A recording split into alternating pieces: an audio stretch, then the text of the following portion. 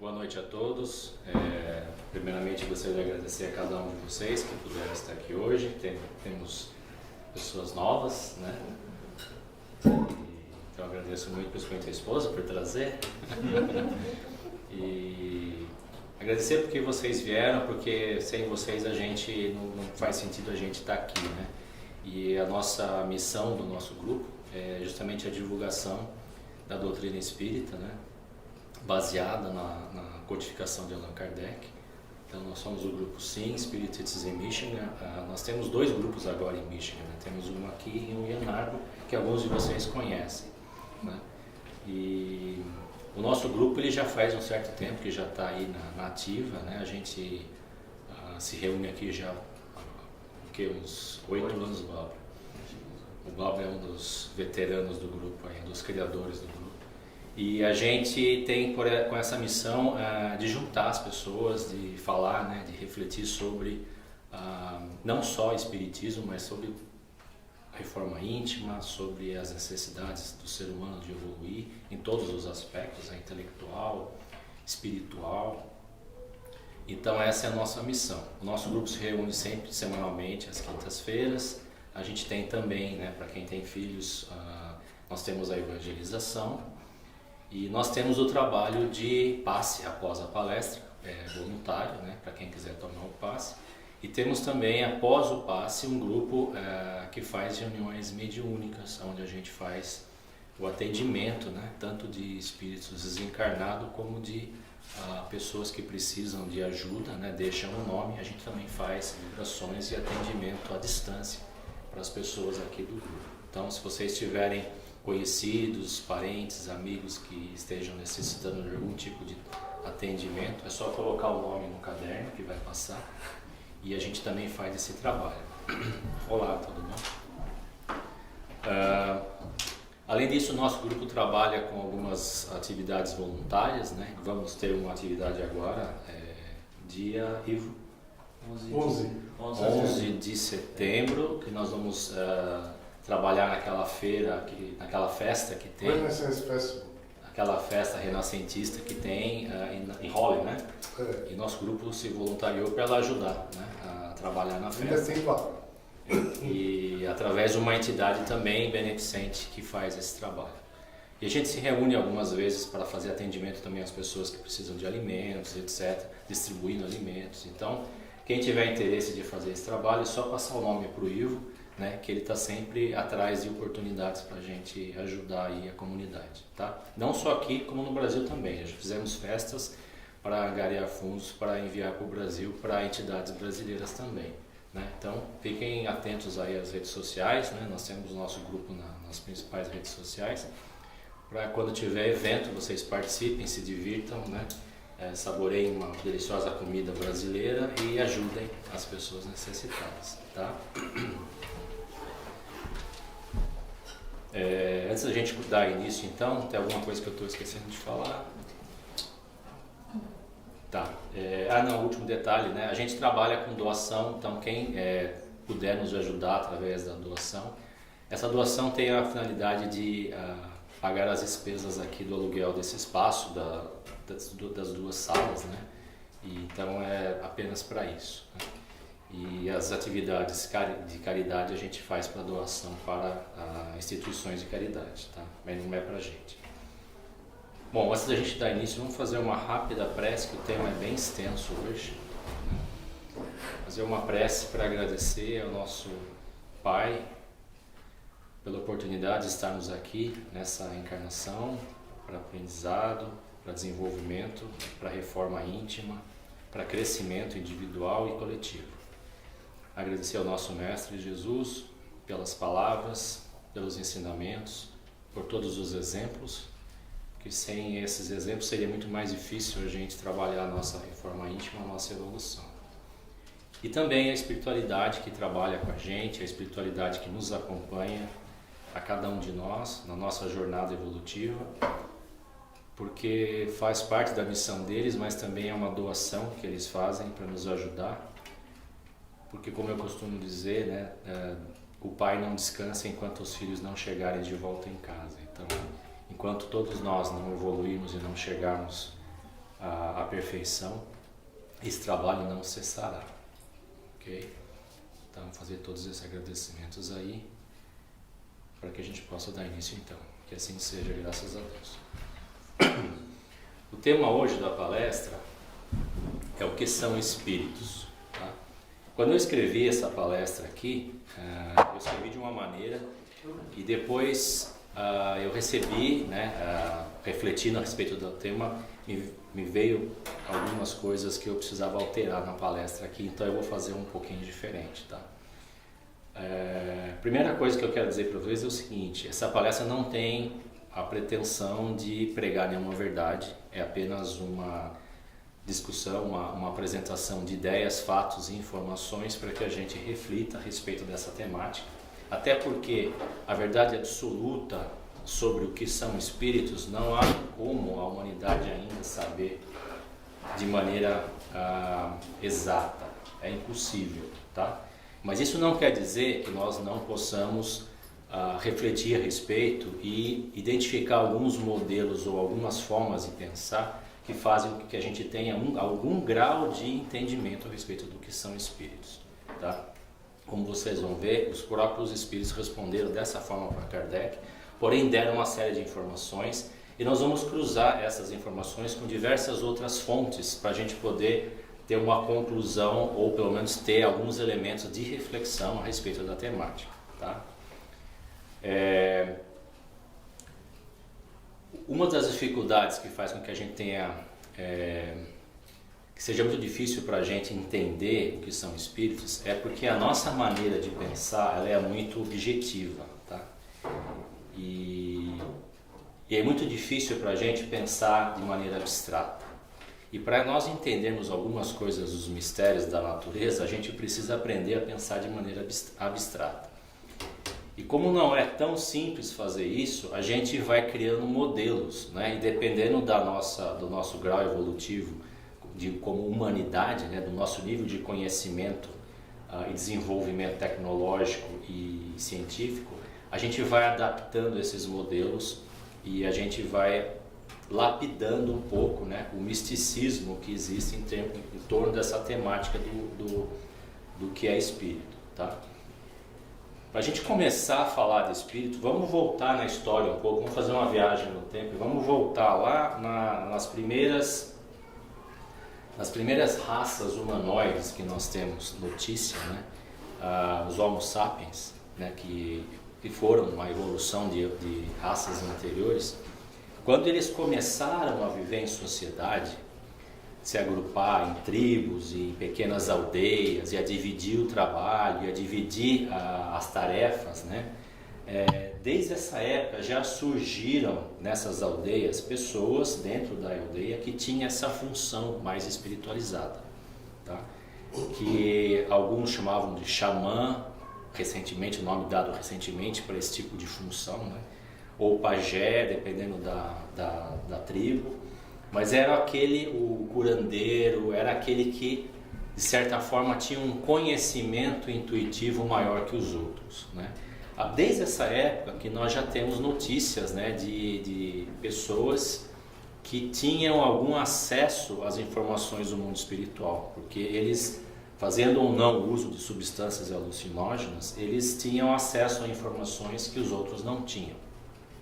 Então, isso tudo foi muito cercado de misticismo, porque como o nível de entendimento era muito baixo em relação a tudo aquilo que estava acontecendo, muitas interpretações eram dadas para aquilo, né? Então é muito comum você ver as primeiras formas de sociedade, eles criarem, né, deuses, né, ligados às forças da natureza, né? O deus trovão, o deus urso, né, animais, o lobo, e formas naturais que para eles tinham um significado espiritual, né? Porque eles não tinham muita condição de entender. Então é muito fácil você fazer uma analogia.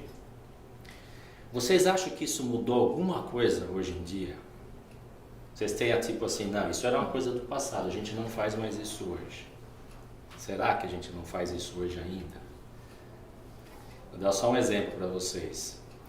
Se fosse encontrado, né, um pergaminho ou lá no Mar Morto ou lá nas bibliotecas do Vaticano, que fosse um pergaminho escrito por Pedro, o apóstolo, narrando como Jesus foi salvo por José de Arimateia da cruz. Ele foi curado, foi tratado, e aí depois ele foi escondido por uns dias e depois ele fugiu, por exemplo. E narrando também todos aqueles milagres como sendo coisas da boca do povo, que o povo fala, mas que não são verdades. Quantos por cento vocês acham que os cristãos deixariam de ser cristãos? Um pergaminho que fosse comprovado cientificamente que foi daquela época, que foi escrito pelos apóstolos, narrando a vida de Jesus de uma maneira muito detalhada e desmentindo toda a parte mística da passagem de Jesus. Quantas pessoas abandonariam o cristianismo ao saber disso? E quantas pessoas negariam que esse texto é verídico? Então, para você ver como o misticismo faz parte da gente. A gente precisa dessa dose mística para acreditar, né? E nós deixaríamos toda a mensagem de Jesus de lado, simplesmente por nos decepcionarmos que Jesus não tinha os poderes que a Bíblia diz que ele tinha, né? É só um exemplo, não estou falando que isso existe, estou falando só dando um exemplo de como a gente tem esse apego ao místico, essa necessidade do sobrenatural para a gente acreditar em alguma coisa, né? Bom, então o misticismo sempre esteve envolvido com esse lado espiritual, esse lado que a gente não consegue explicar e coloca como um poder sobrenatural, né? E com os espíritos não é diferente. A gente não consegue explicar os espíritos de maneira 100% correta, então a gente cria modelos para explicar, né? A gente cria teorias para explicar. E eu não estou aqui para desmentir nenhuma delas e nem para dar a versão verdadeira para vocês, porque eu acredito que nós não tenhamos essa versão ainda. Depois, né, do xamanismo, diversas outras culturas foram desenvolvendo outras modalidades de espiritualismo, né? Então a gente tem no Egito, né, os sacerdotes, aqueles que tinham o conhecimento, tem um conhecimento muito interessante que veio daquela época do Egito. Na Índia, né, as religiões indianas, que tem também uma versão muito interessante da criação do universo, dos deuses, né, da trindade dos deuses. E muita gente não sabe, mas o Egito não era politeísta. A gente chama de politeísta porque ele dava o nome de deuses, mas no Egito, assim como na Índia, existe um Deus Supremo, um Deus Supremo. Existem de formas manifestações de Deus que são, de certa forma, identificados por personagens, mas não são Deus Supremo, são deuses que são como se fosse uma derivação do Deus Supremo. Na África também é bem assim, né? As religiões africanas, elas têm muitos antepassados que se tornam deuses, e cada deus representa, né, algum aspecto da divindade, né, como a justiça, a paz, a criação e a destruição. Na Índia fala muito da destruição, da reconstrução, ou seja, são interpretações que nós damos da espiritualidade. E assim aconteceu na Europa, no Oriente Médio, na Oceania, na América, em todos os continentes. Sempre teve, em diversos povos, sempre teve, independente de ter contato. Naquela época não se tinha contato, um povo na África não conhecia uma tribo na América nem na Austrália.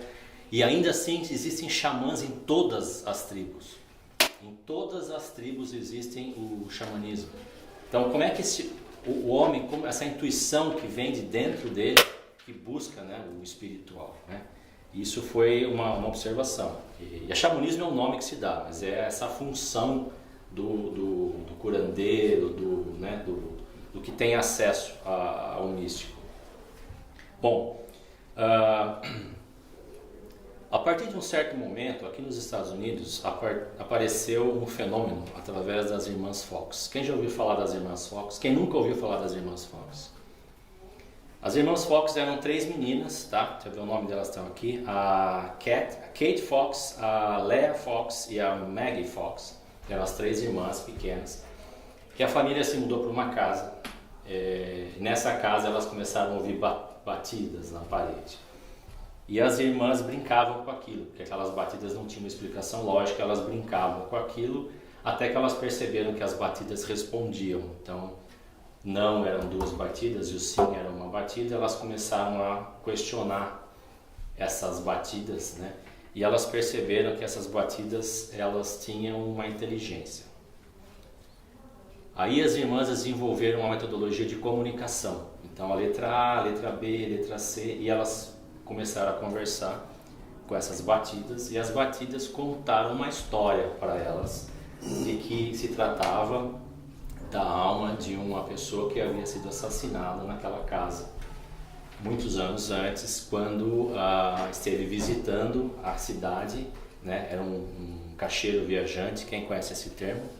Caixeiro viajante era um termo antigo da época, que viajava vendendo as coisas numa mala, né? E essa pessoa foi hospedada na casa e os donos da casa mataram essa pessoa para ficar com os objetos do caixeiro viajante. E supostamente essa voz falou que o corpo havia sido enterrado no porão, né? No basement da casa. Aí as irmãs ficaram apavoradas, não conseguiam mais dormir sozinha, deu um mau trabalho e tal. E a família entrou em contato com as autoridades e levantou, e essa história era verídica, eles não sabiam. Então essa voz contou a história, eles foram verificar e a história era verídica. Aí eles fizeram uma busca na casa, reviraram, cavaram todo o basement, não acharam nada. Mas a família se mudou. E na reforma da casa encontraram o corpo do caixeiro viajante emparedado, né, que é colocado na parede e colocado cimento e fica dentro da parede, né? Então, isso foi um fato que aconteceu nos Estados Unidos. E essas irmãs, a partir daí, elas começaram a usar esse dom que elas tinham para se comunicar com espíritos. E aí se tornou uma brincadeira para elas. Elas começaram a fazer apresentações e aí elas se perderam com isso, porque elas marcavam a apresentação, cobravam ingresso, iam lá e aí elas tinham que fazer acontecer e nem sempre acontecia. Então elas tiveram que fraudar para fazer acontecer e acabaram se envolvendo em escândalo, etc, etc. Mas esse espetáculo que elas faziam acabou chegando na Europa. E na Europa se tornou uma apresentação de salão, que eles chamavam. Então as pessoas iam, né, em teatros e bares e tal, cabarés daquela época, para assistir essas apresentações. E lá haviam fenômenos de mesas que giravam, etc. Num desses momentos, né, que o Hippolyte Léon Denisard Rivel tomou conhecimento, através de um amigo que convidou ele, para que ele fosse lá estudar o fenômeno. E ele não deu bola. Ele falou, isso aí é magnetismo, é algum truque, algum mágico que faz algum truque com ímãs e tal, e vocês estão perdendo tempo com isso aí. Até que tanto insistir, ele acabou indo. E chegou lá e ele ficou impressionado. E ele ficou no salão depois que acabou, para ele descobrir o que estava tendo lá. E ele olhou, revirou e não achou nada. E ele voltou algumas vezes para tentar descobrir o que estava acontecendo e ele não achou nada. E ele viu que existia alguma coisa. E aí ele começou a se interessar pelo assunto e foi em reuniões mediúnicas, onde um grupo de pessoas sérias da sociedade parisiense faziam estudos espirituais através de médiuns, né, que psicografavam e faziam psicofonia de espíritos. Ele foi e aí ele percebeu que existia alguma forma de inteligência de vida tentando se comunicar através dessas médiuns. E aí ele elaborou um estudo muito científico a respeito disso, com diversas perguntas, e enviou essas perguntas para vários grupos que faziam essas sessões mediúnicas e pegou as respostas, compilou e criou o Livro dos Espíritos. Então o Kardec ele fez isso com um interesse puramente científico. Ele não tinha interesse de criar nenhuma religião, ele não tinha interesse de se promover, tanto que ele mudou o nome dele para ele, de certa forma, se proteger, né? Porque as pessoas tinham muito preconceito com relação a isso na época. E ele criou esse livro com interesse puramente científico. E a partir daí, através do primeiro livro, ele percebeu que os espíritos falavam muito, né, em Deus e em Jesus. E a partir daí, ele que não era uma pessoa religiosa, embora de origem católica, ele não era uma pessoa religiosa. Ele era um professor, um cientista, um médico, ele era formado em medicina também, que muita gente não sabe. Ele criou o Evangelho segundo o Espiritismo para moralizar aquele conhecimento, porque ele achava que aquele conhecimento, se não tivesse uma moralização, né? Até porque os indícios do primeiro livro indicavam a existência de uma inteligência suprema, ele achou importante moralizar, então ele pegou o Evangelho de Jesus Cristo, né, a Bíblia, e ele fez uma interpretação de acordo com os Espíritos, questionando os Espíritos a respeito disso, que foi o livro o terceiro livro, na verdade, do Evangelho segundo o Espiritismo. Como o tempo nosso não é longo, eu não tenho muito tempo para entrar na história de Kardec, mas tem um filme dele, se vocês quiserem assistir no Netflix, que conta a história dele bem por cima, um filme feito no Brasil, bem por cima, sem muitos detalhes, e mais detalhes tem no livro. Então, Kardec fez esse estudo científico e ele fez nas primeiras perguntas, perguntando a respeito de Deus, natureza de Deus, o que era Deus. Ele nem perguntou Deus existe, ele perguntou o que é Deus, né? Em francês a tradução é exatamente isso, o que é Deus? E os Espíritos responderam de uma maneira muito convincente, muito lógica, né? Sem criar nenhum dogma, sem fazer referência a nenhuma religião, né? Que é um assunto para uma outra palestra também. E essa palestra nós vamos falar do que é espírito, de um capítulo chamado Origem e Natureza dos Espíritos, tá? Pergunta 76 desse capítulo, ele pergunta: que definição se pode dar dos espíritos? E os espíritos responderam: pode-se responder através de médiuns, tá? Pode-se dizer que os espíritos são os seres inteligentes da criação, seres inteligentes da criação. Povoam o universo, fora do mundo material.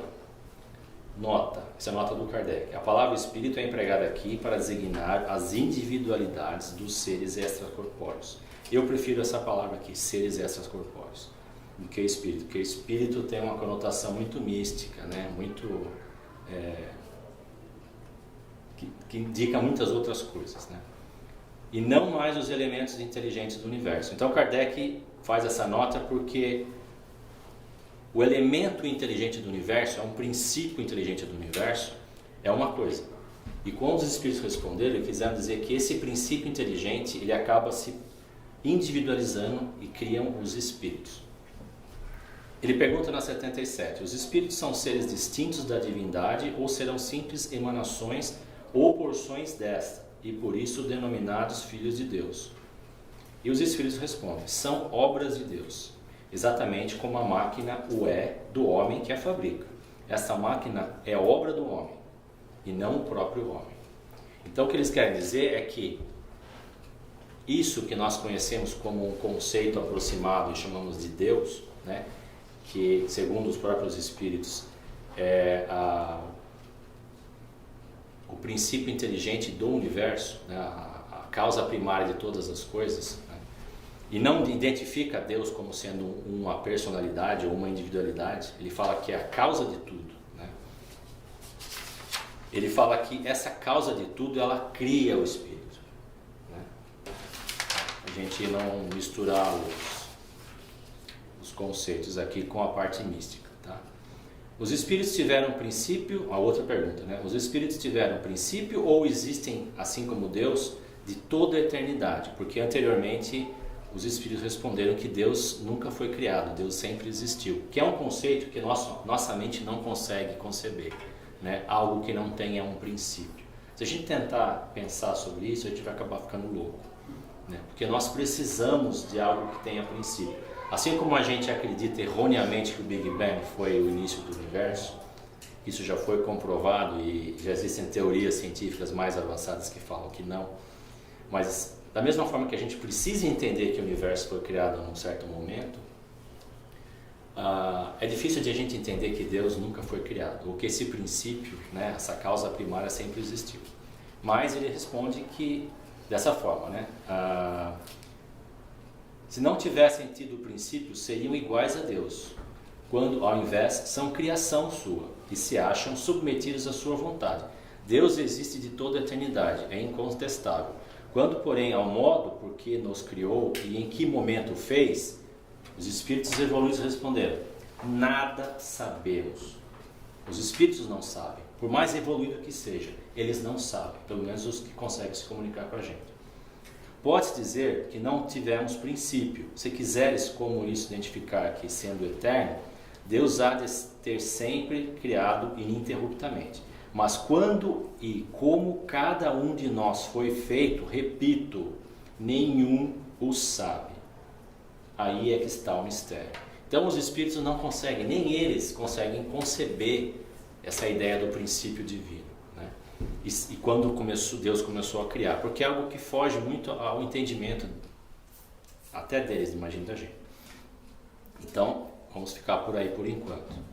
Isso são todas informações para vocês guardarem, tá? Por favor, não acreditem em nada do que eu estou falando aqui, tá? Mas guardem essas informações para vocês refletirem e terem o julgamento de vocês, tá? Pois que há dois elementos gerais do universo, Kardec pergunta. O elemento inteligente e o elemento material. Pode-se dizer que os espíritos são formados do elemento inteligente como os corpos inertes são do elemento material? E os espíritos respondem, evidentemente, os espíritos são a individualização do princípio inteligente, como os corpos são a individualização do princípio material. A época e o modo por que essa formação se operou é que são desconhecidos. Então os espíritos deixam muito claro, desde nas perguntas anteriores, que existem esses dois princípios, o inteligente e o material. Princípio não é algo concreto, é algo abstrato, né? Quando a gente fala princípio, é algo que a gente precisa entender como sendo uma força natural. Não é algo que eu falo assim, a princípio essa massa aqui, esse é uma massa aqui, ó, limitada de princípio inteligente e tem uma massa limitada de princípio material. Não é isso, são características do fluido cósmico universal. Os dois princípios, o fluido cósmico universal tem os dois princípios, tá? Que é a matéria primordial, que hoje a ciência de ponta fala que é a teoria das cordas, né? Que é o elemento primordial de criação da subpartícula, da subpartícula, da subpartícula, do átomo que forma a molécula e assim por diante. A 81. Os espíritos se formam espontaneamente ou procedem uns dos outros. Isso é interessante, né? Ou seja, eles aparecem ou eles se formam um do outro, né? Um vai dando origem ao outro. Deus os cria, os espíritos responderam, como a todas as outras criaturas, pela sua vontade. Mas, repito, ainda uma vez, a origem deles é um mistério. Então você vê que os espíritos eles vão até onde eles conseguem ir para explicar para o Kardec, e o que eles não sabem eles falam, nós não sabemos, né? A gente sabe daqui para cá, né? O que veio antes a gente não sabe. Enfim, isso é a visão espírita dos espíritos ou dos seres extracorpóreos, tá? É que existe uma entidade ou uma individualidade inteligente. Essa entidade ela não se manifesta fisicamente, mas ela permanece identificada, individualizada de maneira inteligente. E essa individualidade consegue se comunicar com as pessoas do plano físico, né? E foi isso a grande descoberta ou a grande revelação que o Kardec trouxe. Essa possibilidade da comunicação com o mundo físico é uma coisa que até então era muito mistificado, né? Não se sabia o processo que isso acontecia, não se sabia quem tinha esse acesso. Achavam que as pessoas que tinham acesso eram pessoas que tinham poderes especiais, né? E o Kardec veio desmistificar um pouco isso e dizer, não, isso é uma coisa natural. Nada do que o Kardec escreveu, e ele sempre frisa isso, tem um viés sobrenatural. E ele fala, tudo que nós vamos falar são coisas da natureza. Só que a natureza, ela possui elementos desconhecidos por nós. Por exemplo, agora que o James Webb, o telescópio que foi lançado, começou a fazer novas descobertas, nós estamos descobrindo coisas que nós não sabíamos. E essas coisas não são sobrenaturais. Galáxias que nós nunca tivemos notícia, que foram criadas há pouco tempo após o Big Bang. A gente não tinha noção que isso existia. Achávamos que podia existir, teorizávamos a respeito, existiam modelos cosmológicos a respeito disso, mas nós não fazíamos ideia que existia. E o telescópio foi lá e mostrou, ó, tá aqui, existe. Mas daí a gente conseguir explicar, medir ou desenvolver um modelo para o espírito, isso vai muito além. Isso vai como se o telescópio conseguisse ver antes do Big Bang, né? Que é uma coisa impossível, né? Mas existiu um antes do Big Bang, porque o Big Bang não foi o início do universo, pelo menos dos multiversos, né? Que é outra coisa que o telescópio James Webb está descobrindo, que realmente a teoria Eu sempre esqueço o nome dele. O universo. Hã? Não, a teoria do Stephen Hawking estava certa, de que existe multiverso. Esse multiverso não é o da Marvel, onde tem lá um Senhor Estranho diferente em cada universo. Não é isso que o Stephen Hawking fala, é uma coisa muito mais palatável. É que existem diversos Big Bangs, e cada Big Bang existe a sua criação de espaço-tempo em momentos diferentes. Então, para você passar do universo para o outro, é como se você saísse de um universo que tem um espaço e um tempo e fosse para um outro que tem outro espaço e tempo. Porque ele começou a expandir antes ou depois do nosso. Então, basicamente isso, é como se fossem bolhas, né, que estão crescendo e às vezes elas interagem. Essa é a explicação do Stephen Hawking e é isso que o telescópio está descobrindo. Enfim, a parte do espiritismo acabou. Agora vamos lá para a ciência, porque se a gente ficar só com o que foi conceituado há 1800 e alguma coisa, você concorda que é um desperdício de tempo a gente não pegar o que a gente conhece hoje e fazer o cross-check, né? Porque uma coisa que eu sempre repito aqui é o seguinte, nós temos que questionar. Nós temos que questionar tudo. Que nem quantas pessoas aqui se sentiram meio assim quando eu falei que Jesus não morreu na cruz e não ressuscitou. Quantas pessoas falam, ai que heresia, como é que ele está falando isso no centro espírita? Nós temos esse paradigma, né? Eu não estou falando que não ressuscitou, estou falando que é uma possibilidade. Mas nós temos que questionar, será que ressuscitou mesmo? Ou será que o José de Arimateia, que tinha lá o conhecimento político, foi lá e negociou com os soldados romanos, falou, não mata o cara é gente boa, tira ele daí, deixa eu levar ele. É uma possibilidade? É uma possibilidade.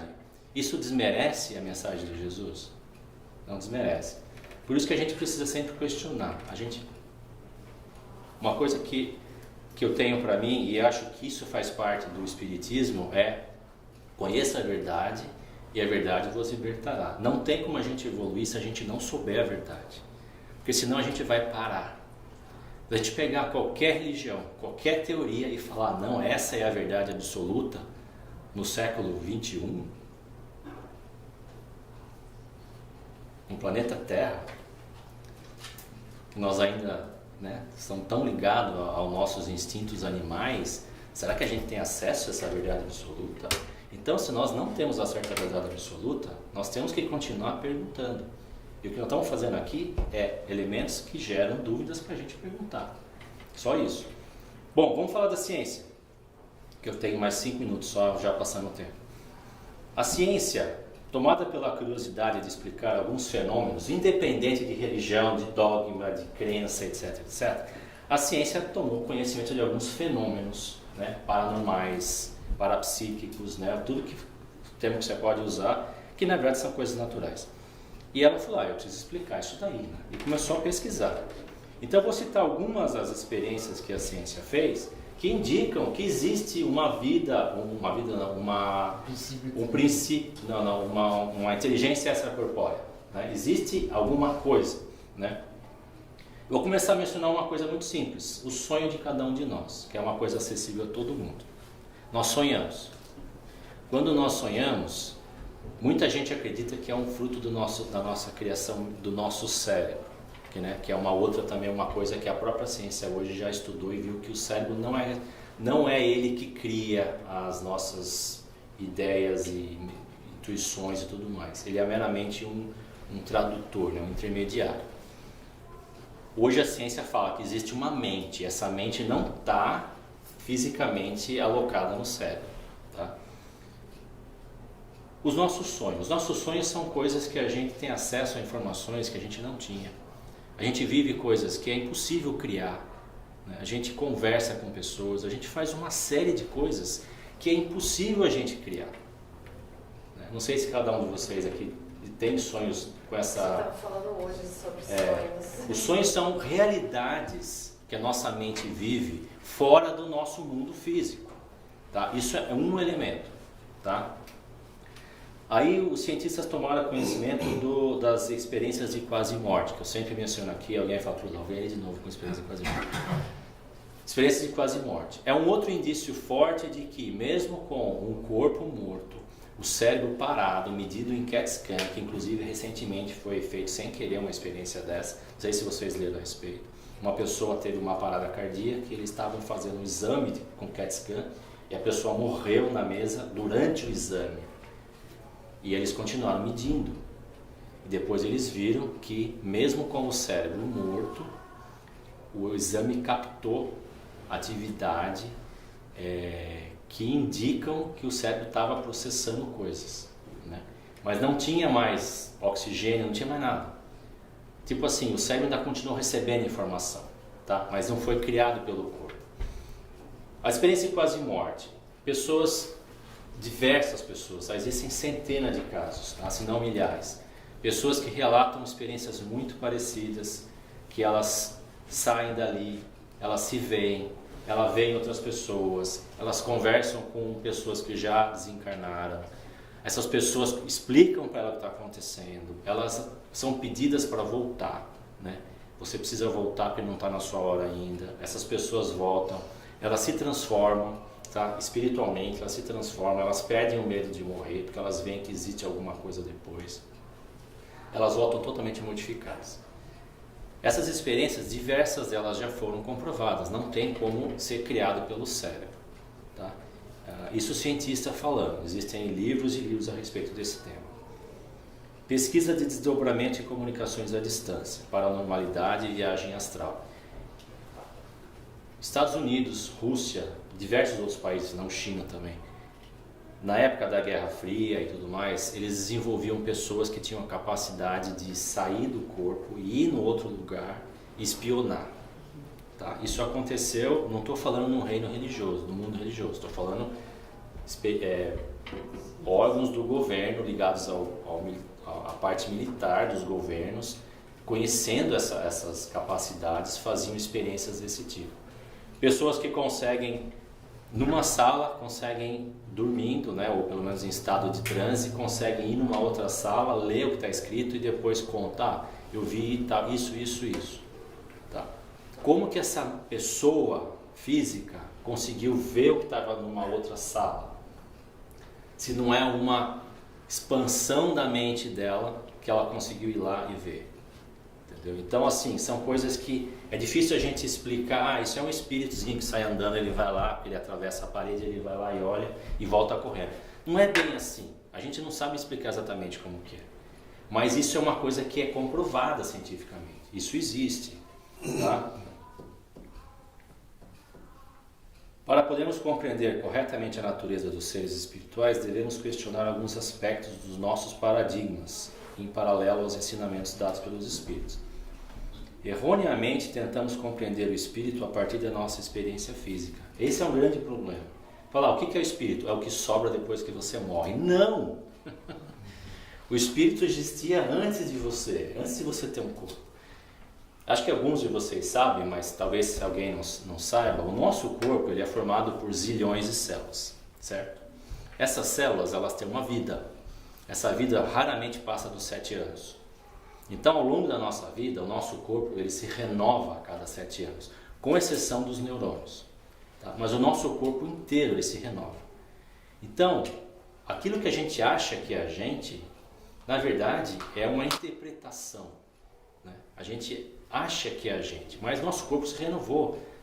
Tanto que a gente era pequeno e a gente ficou grande. Em 7 anos a gente renovou tudo. Hã? Não cresci tanto assim. Tem gente que cresceu menos. Tem gente que se renova a cada 30, entendeu? Mas está no caminho. Bom, então se a gente pensar dessa forma, fala assim, peraí, mas então se eu não sou o meu corpo, outra prova que nós não somos o nosso corpo, as células do nosso corpo sobrevivem à remoção do nosso corpo. Né? Doação de órgãos, né? O nosso coração, você tira e põe numa outra pessoa, ele sai vivendo. E era o nosso corpo, ou seja, fala, não, mas isso sou eu, né? Meu coração. Não, o seu coração é o seu coração, a sua mente é a sua mente, são coisas separadas. Né? A cultura celulares para fazer exame, que você tira lá um pedaço da pele, ou sei lá o que, de um órgão para ver se está com câncer, põe lá no meio propício para sobreviver, dura dias vivo aquilo lá. E cada célula ela é exatamente uma versão até melhorada de seres monocelulares, que respiram, que tem digestão, que tem excreção, que tem proteção, né? o sistema imunológico, individual, a célula tem tudo isso. É um ser vivo a célula. Então, como é que a gente pode falar, pô, meu corpo, eu sou o meu corpo, se o meu corpo é formado por um zilhão de seres vivos, entendeu? Então, existe uma simbiose aí da nossa mente com essa colônia de seres monocelulares que vivem trabalhando em conjunto, e isso gera a minha personalidade. Mas tem que ter um gerenciamento. Então, talvez, não estou falando que é, mas talvez o espírito seja esse gerente, né? Esse que vem para fazer a harmonia do corpo. Porque sem o espírito, se o espírito vai, o corpo se desintegra, né? Ele perde essa harmonia, ele desintegra, ele acaba morrendo, né? Porque ele não tem mais essa gestão. Então, são conceitos para a gente pensar, falar, puxa, então será que, né? E outra coisa que a gente sempre confunde ou sempre faz confusão é tal do espírito da alma, né? Que eu vi uma palestra do Décio Landoli hoje. Quando a gente chama de alma, que é o espírito encarnado, e espírito é o espírito em estado desencarnado, né? Mas a alma, ela tem muito vínculo com a personalidade. E a personalidade não é o espírito. A personalidade é uma ilusão que nós temos de que nós somos aquela pessoa, né? E quando a gente morre, a gente continua tendo essa ilusão.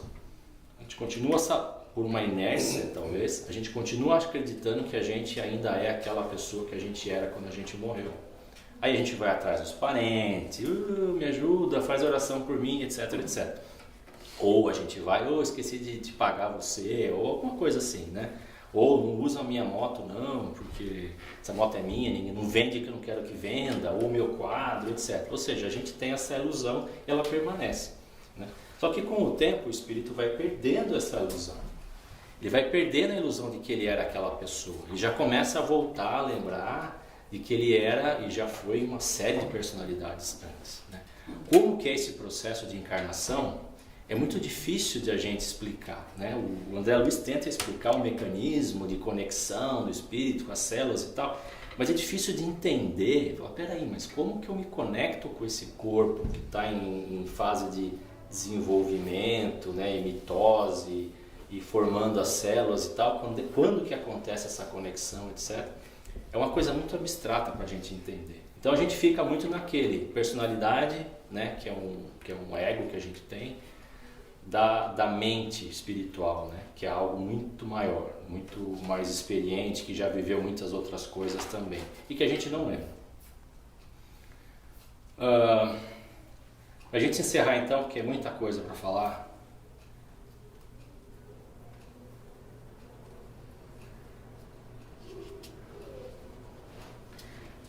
Por que eu estou falando isso?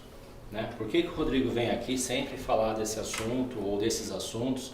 O que isso tem a ver com reforma íntima? O que isso tem a ver com evolução moral? Né? O que isso tem a ver com o espiritismo? Né? E até fiquei tranquilo que eu assisti a palestra do Décio hoje, e a palestra dele foi exatamente esse tema, e é no Centro Espírita, então acredito que não está muito fora. E quem não conhece o Décio Landoli é um médico, Décio Landoli Júnior, um médico, e ele fala muito da parte científica, porque ele é médico, ele é, acho que psiquiatra. Ele fala muito dessa parte do espírito, da mente, da encarnação, do suicídio, e, né, desse tipo de temática. Então, se a gente considerar todos esses aspectos conhecidos pela ciência atual, fica difícil de negar que existe alguma coisa, né? A gente pode até, por um comodismo nosso, né, para a gente ficar mais confortável, a gente falar, não, ninguém consegue me provar isso. Não, ninguém voltou, né, isso é muito comum de ouvir, ninguém voltou para falar. Na verdade já voltou e já falou e um monte de coisa, mas a gente se nega, né? Até tem uma história de uma palestra da Nete Guimarães, que a pessoa não acreditava em espírito, e ela foi numa reunião mediúnica mesmo. Chegou lá, teve uma materialização, o cara pulou pela janela de medo. Depois questionaram ele, falou, você viu então? Ele falou, não vi nada. Então assim, tem gente que não quer acreditar, né? E por que é importante acreditar? Mais importante do que acreditar, porque é importante entender. Porque é a mesma coisa, se você começa uma profissão e você te dá uma tarefa e você não sabe fazer a tarefa, e olha que eu estou calejado disso daí já, eu e esse cara aqui, e você não sabe fazer a tarefa, é muito difícil você ter um desempenho bom, certo? É muito difícil você ter um desempenho bom na sua encarnação, na sua reforma íntima, se você não conhece nada a respeito da natureza dos espíritos. Por isso que é importante a gente ter pelo menos algum conhecimento que permita com que a gente saiba mais ou menos a direção que a gente tem que ir. Porque senão a gente fica preso, e isso é uma coisa que eu morro de medo, e a gente fica preso aos dogmas. E da mesma forma que a ignorância, né, você não saber, se você acreditar piamente em algo e acreditar que aquilo é a verdade absoluta, isso aqui também vai te segurar.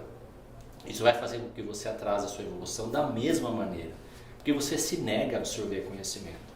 Um se nega a acreditar e o outro se nega a duvidar. Os dois estão parados, entendeu? Ou pelo menos caminhando devagar. Vai ter que ter mais vidas para evoluir. Então é importante a gente ter essas dúvidas e questionar.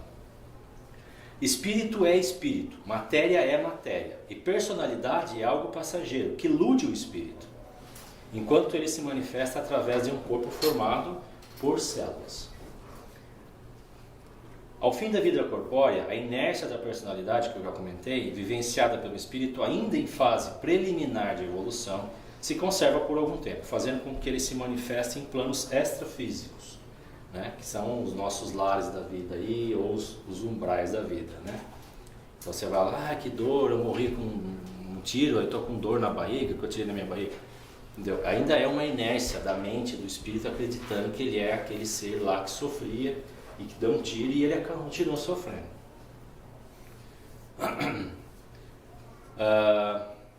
Às vezes essa expansão da consciência requer diversas manifestações diferentes, onde possam coletar diferentes aprendizados. Ou seja, a partir do momento que o espírito vai tendo experiência, ele vai se tornando mais consciente, a expansão da consciência dele permite com que ele já entenda algumas coisas, né?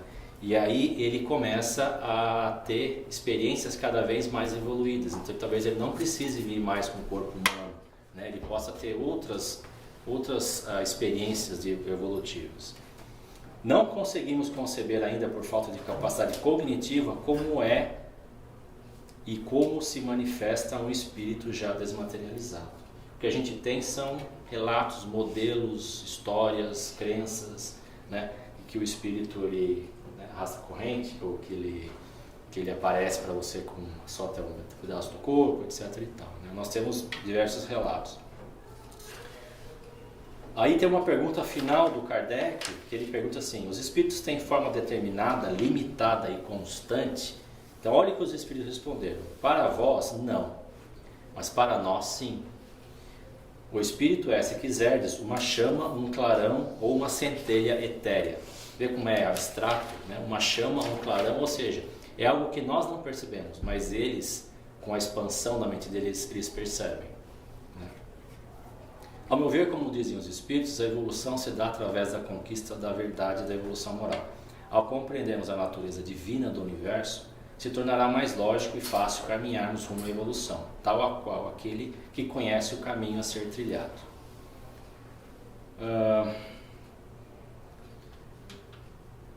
A observação do universo nos sugere que desde o princípio o universo vem se formando a partir de algo que conhecemos como energia primordial, ou seja, se a gente pegar lá o Big Bang ou qualquer modelo cosmológico, tá? Sempre teve um início de uma formação da matéria, a partir de uma energia que não era material, certo? A combinação dessa energia deu início a tudo que conhecemos, e para isso essa energia se combinou em estrutura cada vez mais complexas do ponto de vista material, até chegarmos à vida. E daí a evolução da inteligência, ou seja, nós passamos pela parte bem elementar da matéria, que é o hidrogênio, e viemos caminhando até formar as primeiras formas de vida, e agora nós estamos formando formas de vida inteligente, né? Com os primeiros animais que têm uma inteligência ainda primordial, e agora a raça humana, que é talvez um degrau acima apenas, né? A continuação dessa construção me parece ser o propósito de tudo, isso é opinião minha agora, tá? A continuidade dessa construção parece ser o propósito de tudo o que existe no universo, ou seja, o universo caminha para essa progressão, né? Essa complexibilização das coisas em coisas cada vez mais sofisticadas. Temos uma ferramenta importantíssima para acelerar essa evolução, que é a nossa inteligência e a capacidade de criar. Ou seja, o universo ele tinha um progresso Quando o ser humano começou a criar, esse universo acelerou o progresso, concorda? Nós formamos cidades, formamos civilizações, ou seja, já começamos a entrar num parâmetro de inteligência muito superior, né, do que os animais conseguiriam fazer se não existisse a raça humana. Tudo que o homem cria de extremamente complexo e sofisticado não foi feito por mentes individuais, em tempos isolados, mas uma progressão constante de um trabalho coletivo que aprimora incessantemente a criação anterior, permitindo resultados surpreendentes nas áreas de tecnologia, construções, transformação, medicina, etc, etc, etc. Ou seja, o que a gente tem hoje é fruto de uma série de progressos menores que foram acontecendo desde que o homem começou a criar, certo? Desde que começou a usar pedra para cortar o animal lá, até hoje, que nós mandamos um satélite lá para Marte, para verificar o universo, quanta coisa foi evoluindo, né? Não foi criado assim do tipo, o cara nasceu e falou, eu vou desenhar um foguete. Não é assim, o foguete não foi criado, ele foi desenvolvido ao longo de gerações, pensando e melhorando, melhoria contínua. É o trabalho coletivo que permite ao homem realizar obras surpreendentes. E o trabalho coletivo que transforma homens em entidades mais complexas, como corporações, equipes, times, gerações, civilizações, etc. Se a gente pensar, existe uma unidade que a gente pode chamar de civilização. Quando a gente fala assim, a civilização egípcia, parece ser uma individualidade, né? A civilização norte-americana é a mais forte hoje economicamente. Parece ser uma individualidade, né? E na verdade é a junção de pessoas. Esse trabalho coletivo é o que transcende a individualidade. Talvez seja esse o propósito de aprendermos a amar. É a gente viver de maneira coletiva, cada vez mais. Isso é uma opinião minha. Obrigado e desculpa ter passado 20 minutos. Não tem tempo para pergunta, mas se alguém tiver muita dúvida, pelo menos duas. Manda mensagem. Duas perguntas aí só pra gente, se tiver alguém tiver um comentário ou pergunta, pra gente poder não atrasar mais. Não? Comentário, então. Semana que vem a gente vai falar sobre o perispírito e umas conexões. Beleza. Eu anotei bastante coisa aqui. Tá bom. Gente, muito obrigado. Vamos fazer uma oração e depois a gente vai pro passo, tá? Agradecer mais uma vez pela oportunidade que a gente teve de estar aqui discutindo um assunto tão extenso, né, e tão complexo, mas para que a gente possa levar isso para a nossa vida, para que a gente possa continuar perguntando e continuar crescendo individualmente e coletivamente. Agradecer a Deus, ao nosso Mestre Jesus novamente, a espiritualidade, e pedir por todos aqueles que não puderam vir, que possam receber também a energia dessa reunião de hoje e que a gente possa, de certa forma, continuar o nosso progresso através da nossa disciplina, dedicação e moralização, seja através do Espiritismo ou de qualquer outra filosofia que faça com que a gente busque, né, nos melhorar e também o trabalho coletivo. Que assim seja, graças a Deus.